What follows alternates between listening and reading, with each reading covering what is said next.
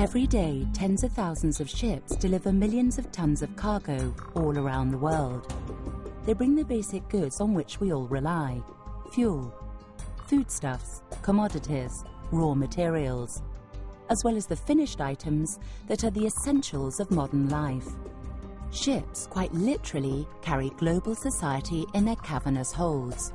We all depend on them, even if many of us don't realize it. But ships burn fossil fuels. That's a fact of life. And burning fossil fuels means greenhouse gas emissions. That's another fact of life. Overall, however, shipping's contribution to global greenhouse gas emissions is small.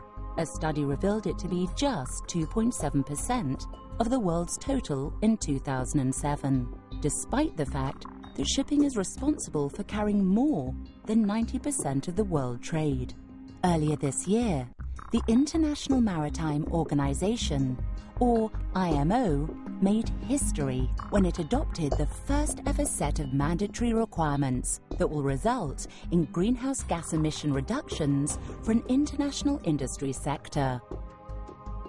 These requirements are based around two measures: the Energy Efficiency Design Index, or EEDI for new ships, which is a complex formula to accommodate most ship types, and the Ship's Energy Efficiency Management Plan, or SEEMP, for all ships, including those currently in operation.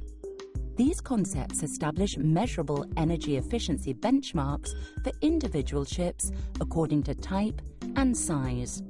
They have enabled IMO to devise a mandatory phased timetable requiring specific improvements in vessel efficiency over time. Improved vessel efficiency means less fossil fuel is burnt, which benefit the environment through a reduction in greenhouse gas emissions. These new measures could reduce CO2 emissions from international maritime transport by up to 180 million tonnes annually by 2020, as well as helping ship operators save some $60 billion in annual fuel costs. The application of EEDI and SEEMP will become mandatory in 2013, thanks to a majority decision taken by IMO's Marine Environment Protection Committee in July 2011. The new regulations will form part of the MARPOL Convention that regulates most sources of pollution from ships. What makes this such a historic breakthrough in the context of climate change negotiations is that the requirements will apply to all ships, regardless of whether they are registered in developed or developing countries. A clause in the regulations allows countries to defer application for a period of time, and it was this compromise that enabled the new regulations to be adopted.